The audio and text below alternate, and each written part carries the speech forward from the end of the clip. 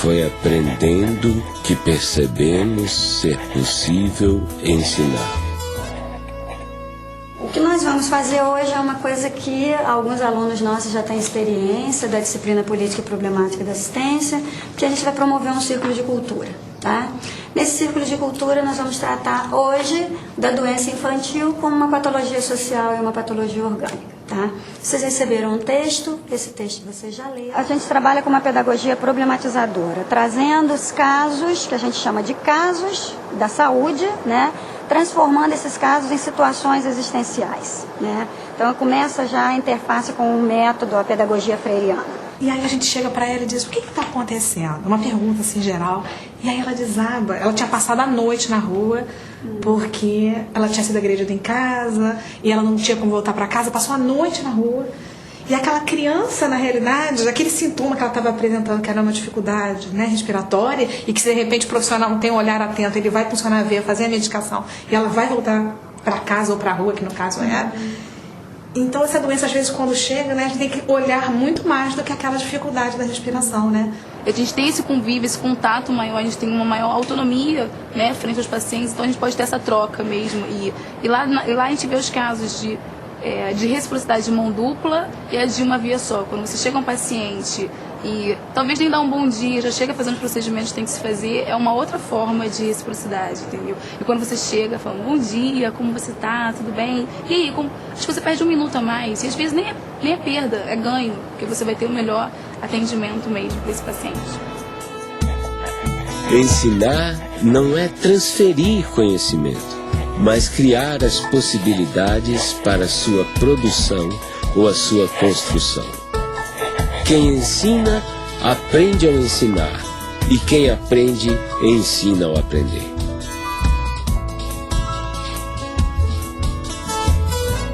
Pedagogia do Oprimido, que é um livro que já estava praticamente pronto em 68, mas que saiu publicado pela primeira vez em 70, e que é o principal livro do Paulo Freire, o mais importante. Há pouco tempo encontrei esse livro, Pedagogia do Oprimido, 15ª edição.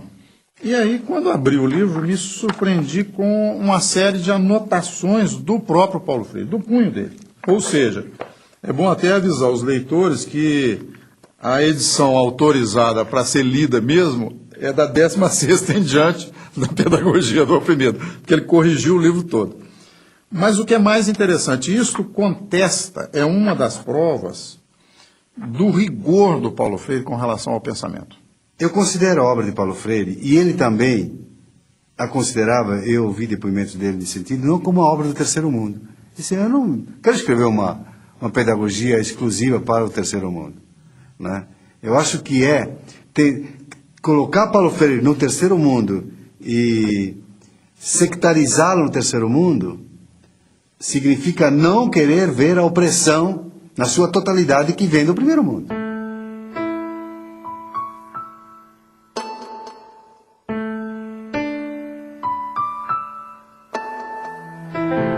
Ela foi a primeira leitora da Pedagogia do Oprimido, né?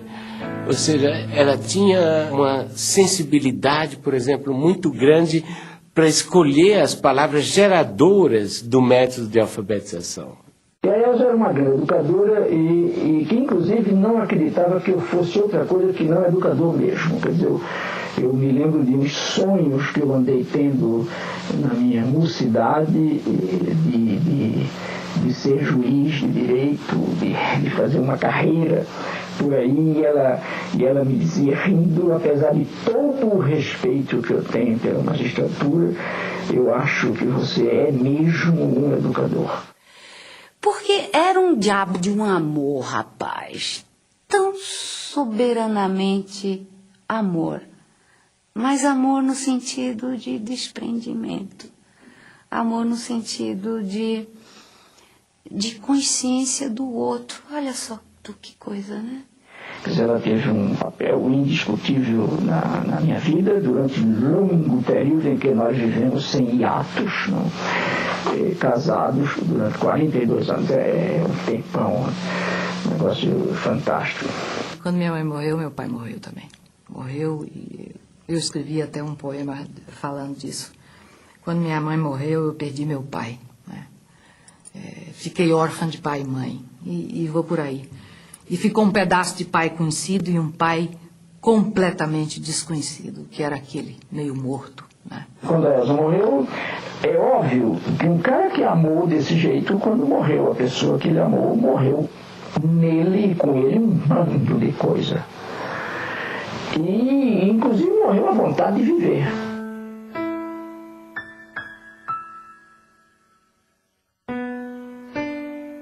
Eu encontrei um Paulo maduro, um homem seguro, um homem cortês, extremamente amoroso, criativo e que se oferecia a mim na plenitude das suas qualidades.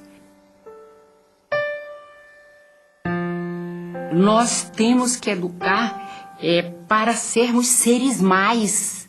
E o ser mais em Paulo é isso, é ser mais humanos, ter mais qualidade enquanto gente.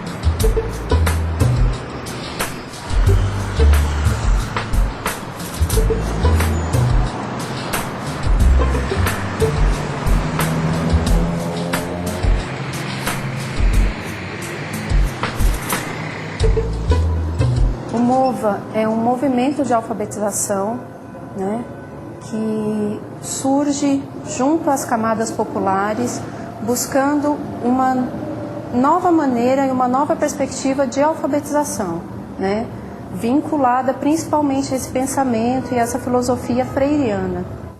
Logo que o Partido dos Trabalhadores ganhou a eleição em São Paulo, e através da prefeita Luísa Erundina, e antes mesmo dela convidá-lo para secretário, eu e o Paulo começamos a conversar sobre o desafio que estava colocado de criar um grande movimento de alfabetização de jovens e adultos na cidade de São Paulo, né? E logo a primeira ideia fundante era justamente essa ideia de que teria que ser um movimento. Aí por isso se chamou MOVA. Eu acho que uma das tarefas da educadora progressista hoje, com relação aos movimentos populares, é exatamente aprendendo com eles, com os movimentos populares, ensinar também. Quer dizer, não há por que temer, que tem o dever e a tarefa e o direito de ensinar também aos movimentos. De jeito nenhum eu jamais me entregaria aos movimentos como eterno discípulo deles. Mas de jeito nenhum, porque é mentira e é falso. Também não sou o eterno professor dos movimentos, mas eu sou o educador. É uma maneira diferente de aprender, entendeu? É uma maneira que eu não aprendi assim na escola, entendeu? Eu fiz até a 8ª série e muita coisa daqui não foi ensinado na escola. Aqui dentro do estado de São Paulo, trabalhando com esse público de catadores de materiais recicláveis e através da alfabetização, da leitura, da escrita, da matemática, das ciências, está ajudando as pessoas a se envolver um pouco mais nesse contexto e entender um pouco mais esse trabalho que elas fazem. E está instrumentalizando principalmente para que eles possam ser aceitos e inseridos dentro da sociedade que a gente vive. Eu não sabia como lidar com o preconceito das pessoas, entendeu? E aqui nas aulas eu estou aprendendo como lidar com isso, entendeu? O pessoal fala, nossa, mas você cata lixo? Não, eu não cato lixo, eu reciclo, entendeu? Lixo é o que você faz na sua casa.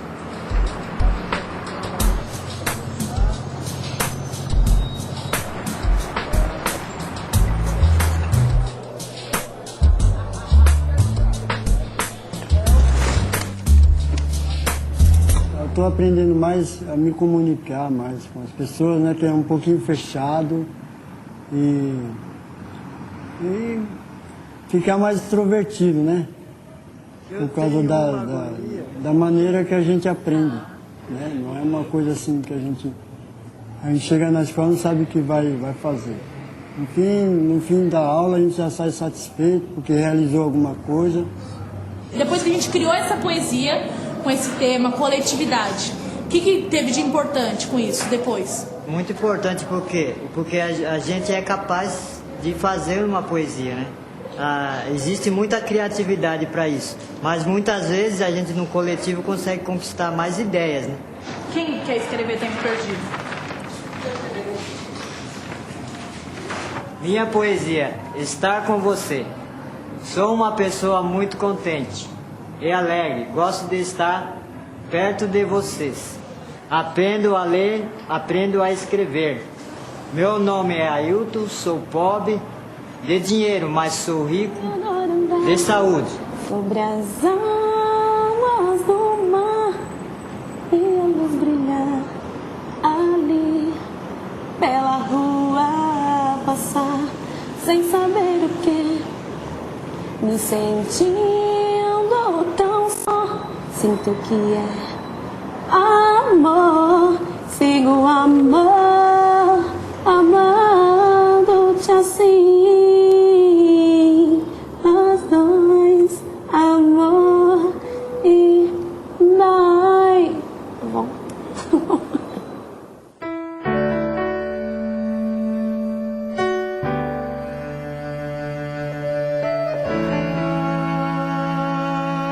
Eu acho que a gestão Paulo Freire à frente da secretaria marcou, né, para sempre a possibilidade, né, do desenvolvimento de uma educação pública, popular e democrática.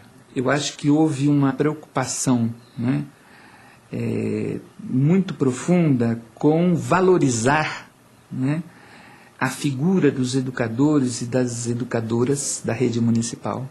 E aqui é preciso fazer um parênteses para dizer que eram considerados educadores e educadoras não só os professores, mas todas as pessoas que constituíam, né, o espaço da escola, a merendeira, o zelador, os funcionários, né? Eu sou um intelectual que não tem medo de ser amoroso. Eu amo as gentes e amo o mundo.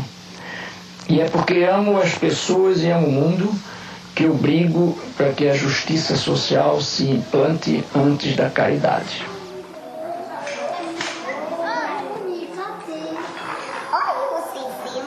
Ninguém começa lendo a palavra, porque antes da palavra, o que a gente tem para ler, à disposição da gente, é o mundo.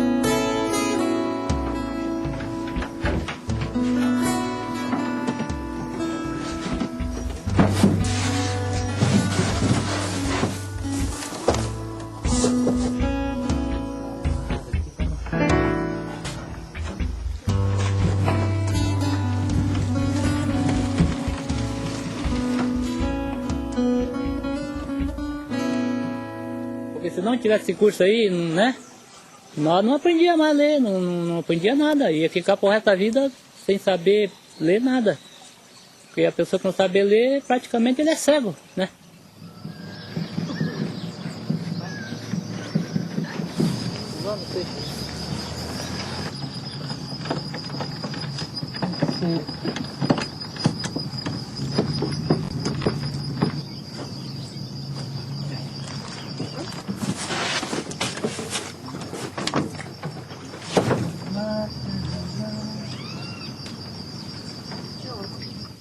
Se já sabendo ler, sabendo escrever, a gente fica mais seguro, né? Tem mais jeito para chegar, conversar, né? Nós gostaríamos de saber se esse projeto que nós estamos trabalhando com vocês se desenvolveu alguma coisa boa. Por isso que eu escolhi uma palavra para comentar com você, para comentar nesta aula, né? Então essa palavra é cidadania. Chega em casa, olha, que a professora me deu isso, tem essa lição para me fazer. Se entende, dá uma força aqui para mim, me explica.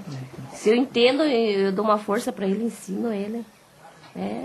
Ensino ele para se desembaraçar mais, né, na lição. Mas eu acho que ele aprendeu bem mesmo. Esses meses que ele está na escolinha. Porque a gente que trabalha de empregada doméstica, assim, né? A pessoa não sabe dos produtos que tem que passar para limpeza, né? E assim, aprendendo a ler já é uma força, né? Boa, né? Sabe o que produto que vai usar. Vem aqui, filha. Sabe o produto que vai usar. E tá, deu uma força boa. Ela vai na escolinha comigo também todo dia. E ela tá fazendo o prezinho.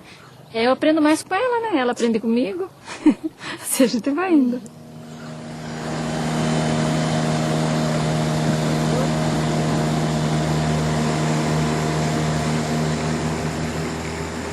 Quando eu comecei a dar aula para eles, eu pensei que eu não fosse conseguir, né? Eu pensei que eu não fosse conseguir devido à dificuldade deles, porque eles chegaram para mim cruz, né? Não sabiam nada.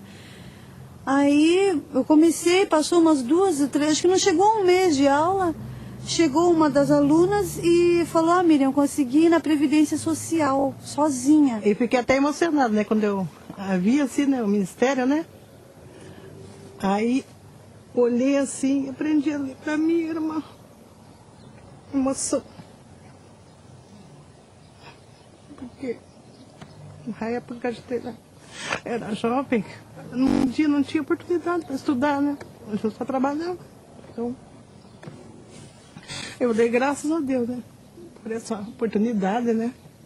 Que a gente teve agora de estudar, porque tudo tem seu tempo, certo, né? A alfabetização é uma experiência criadora. E significa que o alfabetizando tem que criar, tem que montar, para usar uma expressão mais técnica, o seu sistema de sinais gráficos. Quer dizer, ele tem que ser, no fundo, o arquiteto desta produção ou desta criação, obviamente ajudado, ou ele ou ela, ajudado pela educadora ou pelo educador. Para mim, deu muito serventia, né? Porque eu tinha problema de falta de letra. Para me escrever, eu comia muitas R, trocava assim, sabe? Agora não. Já estou bem melhor, graças a Deus. Quando eu vou no banco pagar dinheiro, qualquer coisa que eu vou fazer no banco assim, eu já não vou com aquele medo que eu tinha, sabe? Então eu já vou ciente do que eu estou fazendo, né? Nosso Vale do Ribeira aqui, o Iguape, o que você fala não é necessário para nós aqui, dessas coisas ou de mais alguma coisa que você não falar? Em primeiro lugar, estudo, né? E segundo, para mim, é emprego. E vindo a indústria, fábricas, Saúde essas também. coisas, aí gera emprego, né?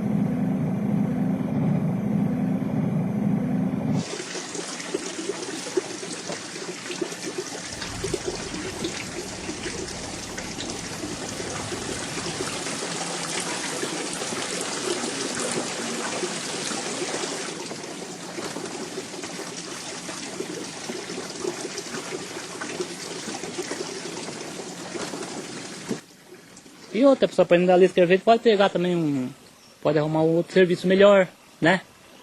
Tem tudo isso, então eu estou estudando e graças a Deus estou aprendendo. Vamos ver se chegou lá, né?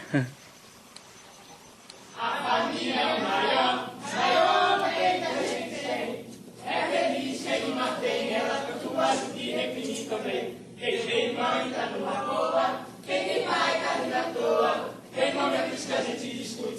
E tem outros que a gente curte, tem momentos que a gente discute. Quando veio a ditadura, a primeira coisa que fez foi um projeto que, se não me engano, se chamava Mobral, e que tinha como lema o seguinte: é preciso ensinar as pessoas a ler para que elas possam ler as ordens que vêm por escrito. Que era exatamente o contrário do processo dialogal do Paulo Freire, que tem tudo a ver com o teatro do oprimido e com Sócrates, que também usava esse processo do diálogo para que se chegasse a uma descoberta. Agora, para que você atinja o conhecimento, não basta ter a informação. É necessário juntar a informação que você recebe com aquelas que você já tinha e daí poder concluir com uma decisão ética, com uma ação ética, não é? São esses os momentos do conhecimento real.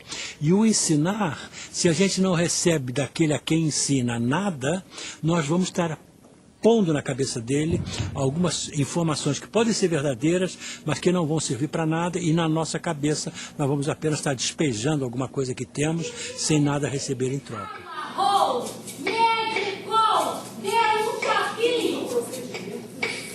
Eu não tenho dúvida nenhuma de que eu não posso ser entendido fora de uma compreensão da ética em mim e da política em mim. Eu acho que nenhum educador, nenhum pensador da educação está afastado disso.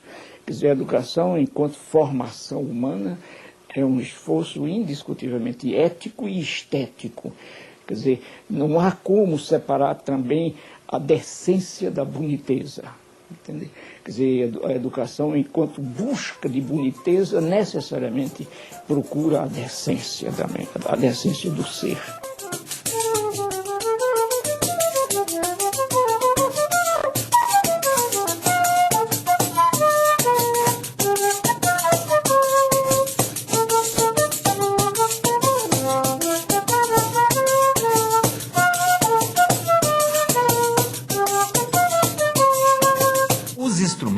Eles são um meio de transporte para a música que está dentro de cada um de nós, né? E a gente tem que desenvolver, é importantíssimo que o aluno primeiro, ele desenvolva essa noção dos sons mais agudos, dos sons mais graves, da percepção dos sons, antes de entender a música no papel. Agora presta atenção no que eu vou tocar para vocês. O som mais grosso, esse aqui, ó, esse som mais grosso, é esse som aqui. Agora tem esse outro dó aqui, olha, que é um som um pouco mais agudo, ó. Esse. Agora esse outro é um pouco mais agudo. E esse último é muito fininho, parece um passarinho ou um bicho que tem um som muito fino, ó. Processo de alfabetização musical, do início da aprendizagem musical das escolas tradicionais, ele trabalha da forma contrária. E aquilo que me motivou a desenvolver esse trabalho a partir da perspectiva freiriana. Então, o aluno, ele levanta, digamos, a nota dó, né? Dó, ré, mi, fá. E o TEDEM diferencia essa forma de aprendizado porque fica em destaque, né? Fica o espaço vazio do som do som que você está querendo produzir, reproduzir, né?